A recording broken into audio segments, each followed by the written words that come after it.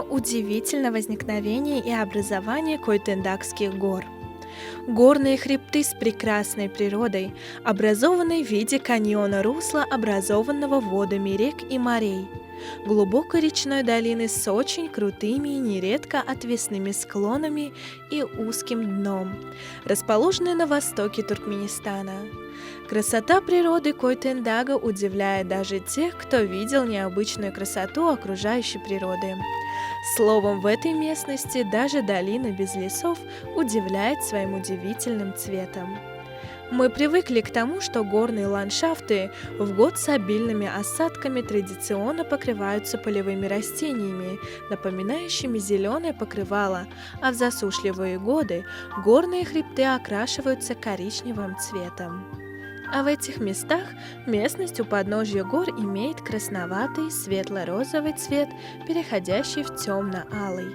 Сама природа окрасила природу у подножья гор в прекрасный цвет, который переливается различными оттенками металлического цвета. Эти горы природа одарила особой любовью, украсив их нетрадиционным видом, напоминающим ландшафты Марса. А это самая высокая точка Койтендага. Хребет Айры-Баба. В древности туркмены такие горные пики называли горными гулласы или же гужасы. Эти слова встречаются в словарях, но в наше время эти слова уже не используются в речи. Горный хребет Айры-Баба находится на высоте 3139 метров над уровнем моря. Высокие горные хребты Койтендага остаются покрытыми толстым слоем снега до наступления жарких летних дней. Снежный слой, искрящийся под лучами солнца мелкой росяной пыльцой, достигает до поясницы, а в некоторых местах он выше. Снег на высоких горах Койтендага превращается в ручейки, поэтому около гор всегда достаточно воды.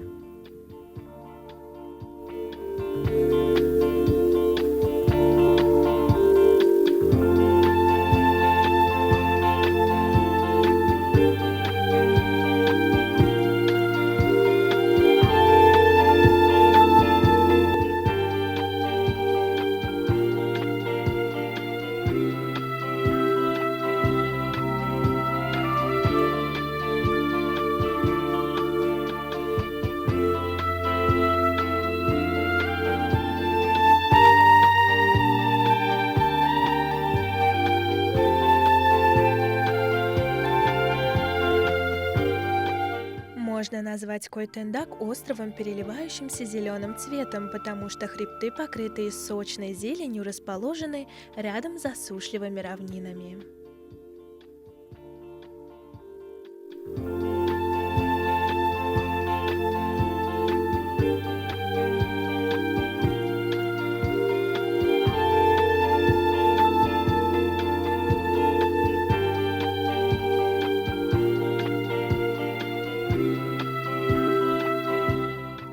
Самого пика горная высь срезается глубокими каньонами с очень крутыми, нередко отвесными склонами, глубина которых достигает сотни метров.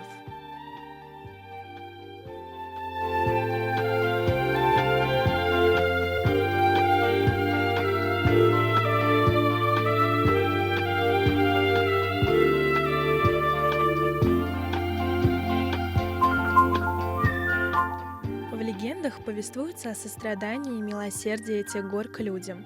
В основном об этой характеристике гор повествуется в известной легенде «Смелый Джигит Умбар».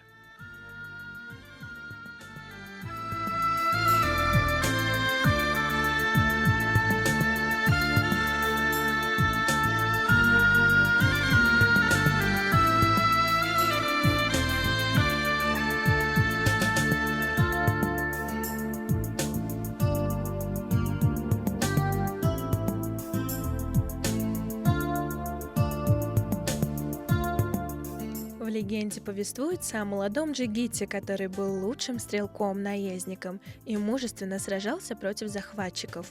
Но в одном из сражений, состоявшихся, Умбар теряет своих мужественных друзей и остается один, и взбирается на самую высокую точку отвеса, нависшего над глубокой пропастью. Влюбленный джигит, как и Тахир, обращается к любимым горам. Умбар просит о помощи и спасении.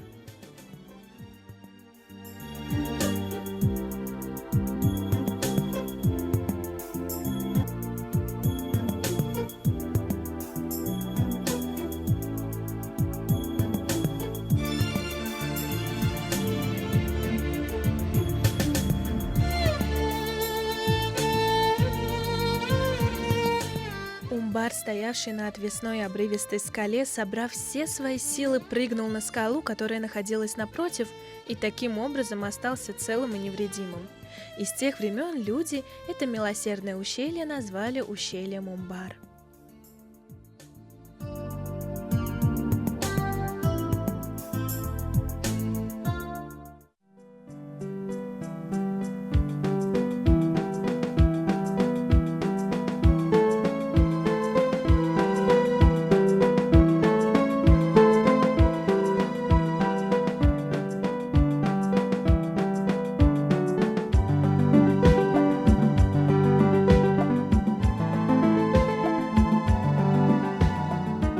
Эта местность расположена около села Ходжапиль, расположенного на территории заповедника. Также эта местность известна прекрасным водопадом.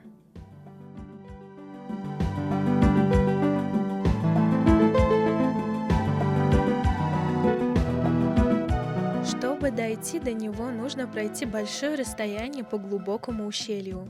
С каждым шагом все выше становятся растения горного ландшафта, и кажется, что здесь всегда царит сумрак, и врасплох стены ущелья сойдутся и рухнут. Даже самый тихий звук отдается здесь эхом, покрывая журчание протекающего ручья.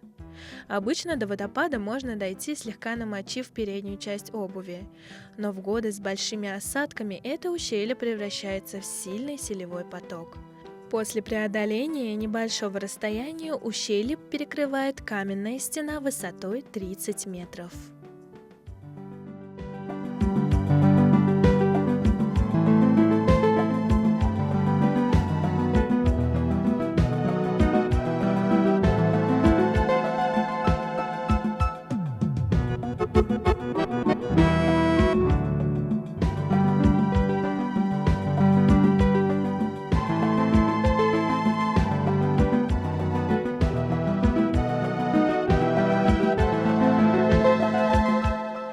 И с этой высоты воды Умбарского водопада спускаются вниз. Шум воды, спускающейся с высоты, эхом распространяется по руслу ущелья. Тысячи мелких капель, возникающих при водопаде, создают тонкую завесу, напоминающую белую шаль.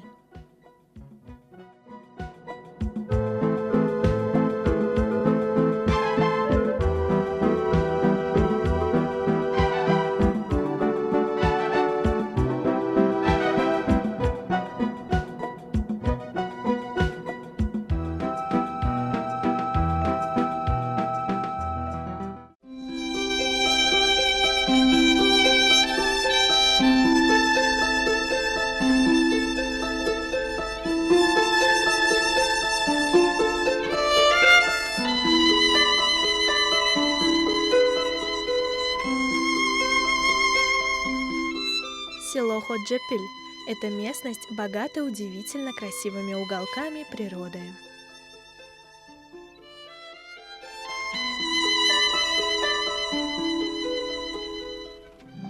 Это удивительное красивое место природы, плато на котором сохранились следы динозавров. На этой обширной территории сохранились следы динозавров. Люди, увидевшие их, бывают вынуждены задать такой вопрос: это следы каких животных? Люди об этих следах создали немало легенд.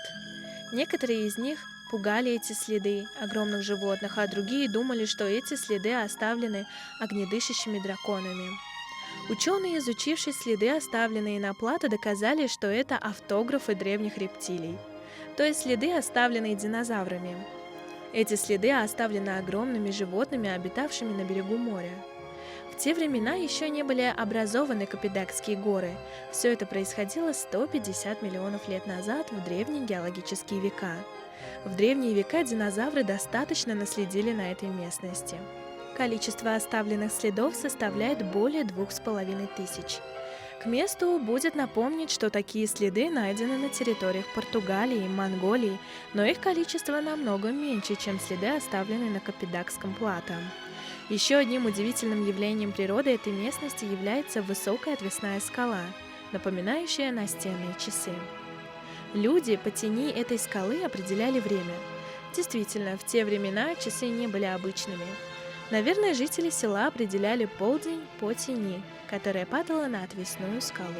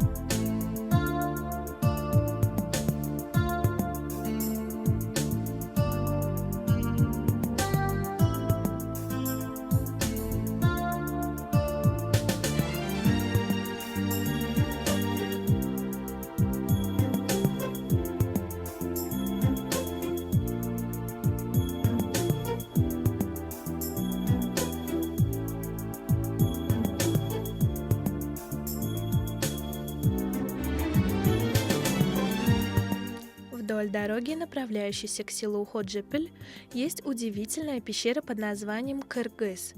Здесь всегда можно увидеть многочисленных паломников и туристов. Тихий шепот или же шум в этой пещере образует сильное эхо, напоминающее гром.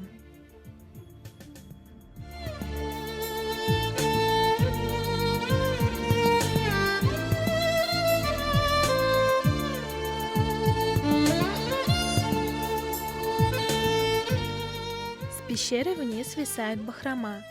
Тысячи кусочков ткани являются своеобразным украшением этой священной пещеры. Каждый турист, загадав желание, окунает конец тряпочки в глину, бросает ее вверх, чтобы приклеить этот кусочек на стене пещеры. Если тряпочка с первого раза прилипнет, то твои желания обязательно исполнятся. Нужно только этого дождаться. Желание на самом деле исполняется.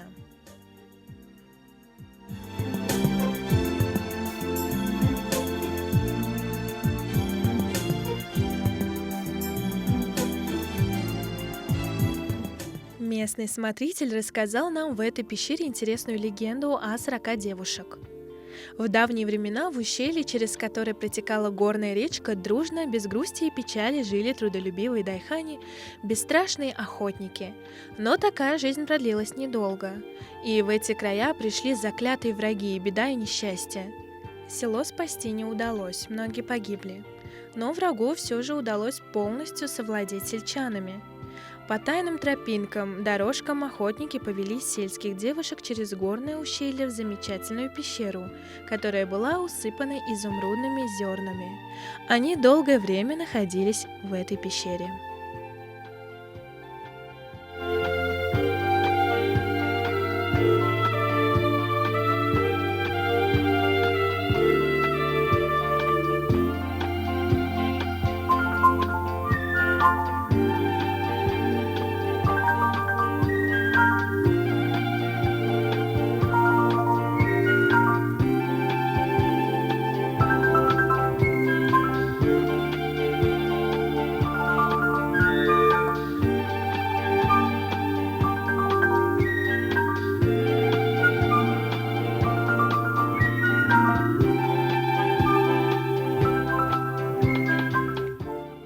враги узнали, где они скрываются. Тогда девушки укрылись в пещере и словно мираж исчезли из видения. Заклятые враги никого не нашли в пещере. На горных склонах сохранились только следы, контур кувшинов, которые увлажняются слезами девушек, живших в пещере. Люди до сих пор помнят об этом событии.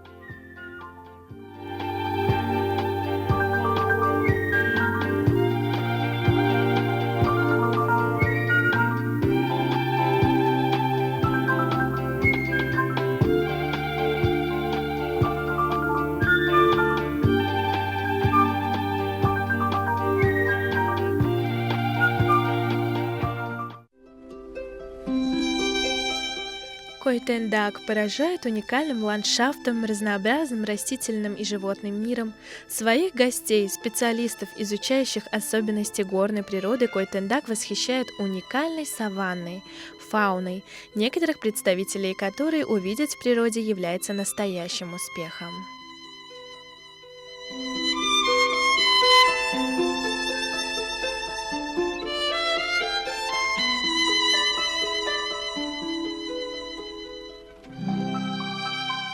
Одним из них является винторогий горный козел – махур, который редко встречается и в горах. Среди народа бытуют разговоры, будто махур поедает змей. Действительно, внешний его вид необыкновенный и своеобразный, у него закрученные рога, которые будто созданы для жизни специально в горах. Животное тщательно продумывает каждый свой шаг на склонах гор. По-другому и быть не может в таких местах. Наверняка махур понимает, что одно неровное движение ноги, и он может упасть с высоты от 1500 до 2500 метров над уровнем моря. Здесь его не сможет заполучить никакой хищник. Рысь – род хищных животных семейства кошачьих. Это кошка средней величины, у нее длинные ноги с крупными лапами, длинные широкие уши, окрас светлый или темно-коричневого цвета, с более или менее выраженной пятнистостью на спине, боках и лапах. Мех рыси очень густой. Туркестанская рысь обычно ведет одиночную жизнь. Наиболее активна в сумерки по ночам. Рысь в основном питается зайцами, грызунами, козлятами винторогого козла, ягнятами архаров. Зачастую устраивает для жертвы засаду. Зимой обустраивает себе логово в скоплении больших камней или пещерах. Летом обитает среди большого количества можжевельников, кленов в ущельях. Туркестанская рысь – исчезающий вид. Она охраняется в Койтендагском государственном природном заповеднике.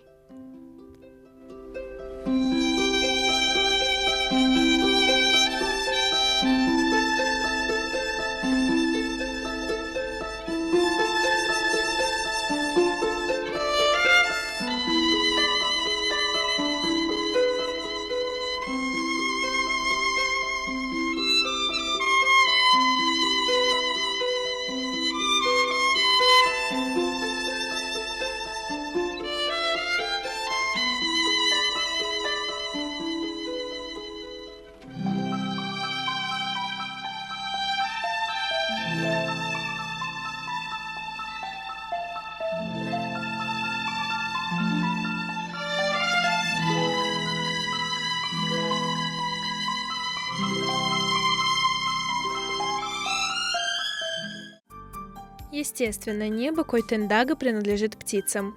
Среди них наиболее видны это хищные птицы, такие как пустынный орел. Есть и редко встречающийся бирамин, райский долгохвост, воробей. Райский долгохвост величиной больше воробья. Длинный хвост, заостренный хохолок придают неповторимую красоту образу птицы. Голова и шея птицы полностью темно-синего цвета с светло-металлическим сиянием. Райский долгохвост-мухоловка встречается неподалеку от воды, в густых зарослях кустарниковых растений. Свое гнездо эти птицы прикрепляют на свисающие ветви ивы. Райский долгохвост-мухоловка занесена в Красную книгу Туркменистана.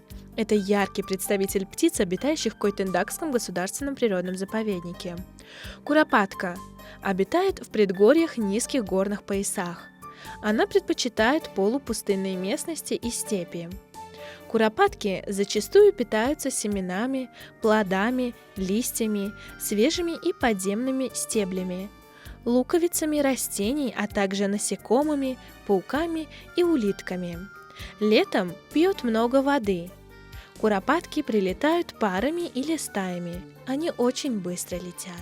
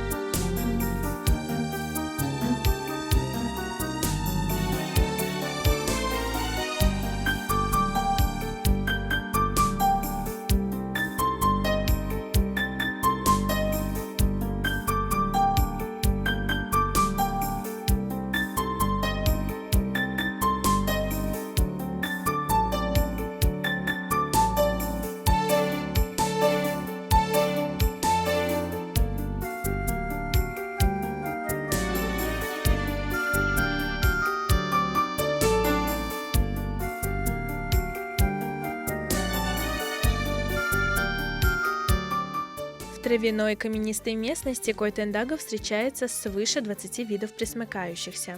Среди них есть и ядовитые змеи, кобры и гадюки. Также есть ушастая круглоголовка. Вид ящериц, которые, несмотря на устрашающий внешний вид, на самом деле вовсе безобидная. Среди ящериц здесь встречается и самая крупная – коричневый варан.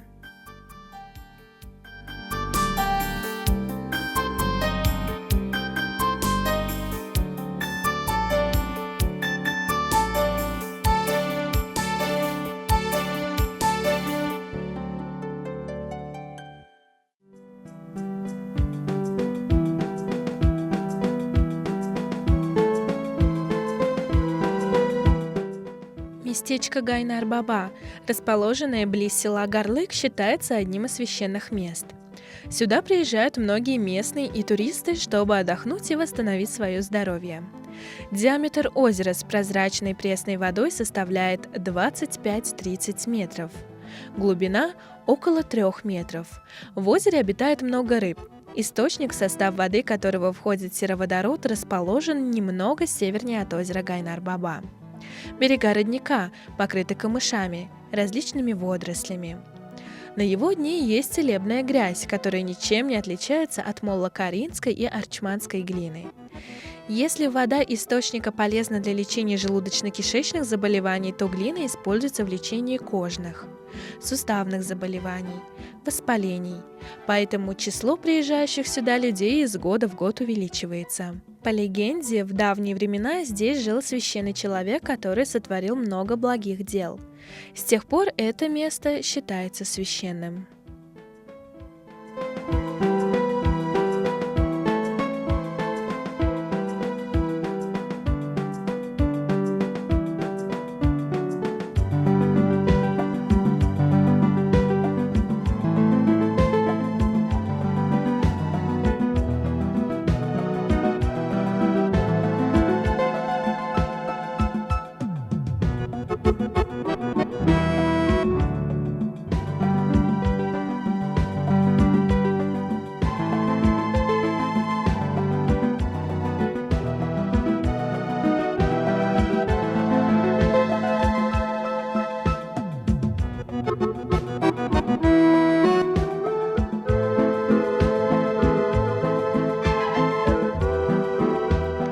В окрестностях Койтендага встречаются привлекательные с виду удивительные прелести природы.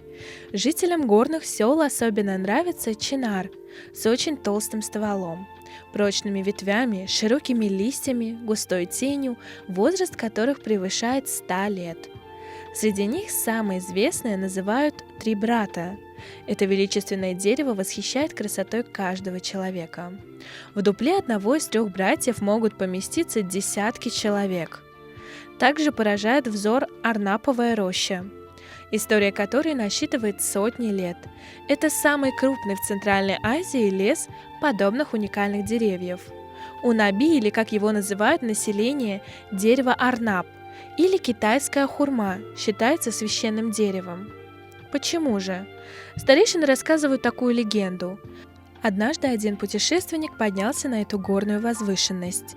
Расстроившись от того, что на просторной местности нет ни одного дерева, чтобы отдохнуть под его тенью, он ударил своей тростью со словами: «Пусть цветет этот край!» Каким-то чудом отсюда пробился родник. Пустая лысая местность превратилась в лес. Первые из этих унаби проросли именно из чудодействия той трости.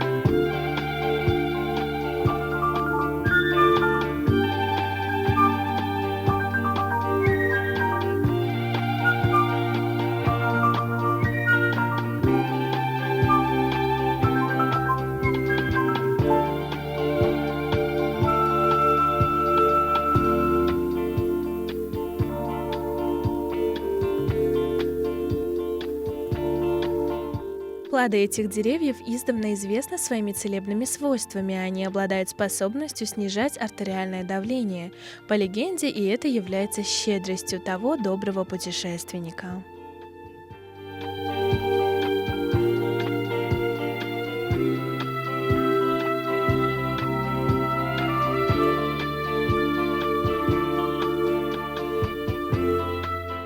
Весь горизонт охватил редкий лес можжевельника. Эти деревья не отличаются от своих дальних предков, койтендакских можжевельников.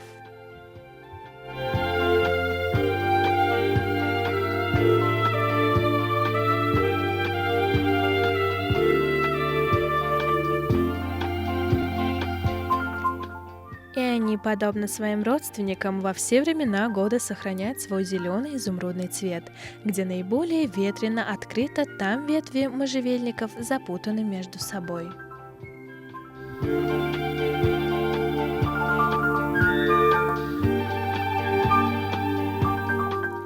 Койтендак – один из прославленных уголков нашей страны с замечательной природой.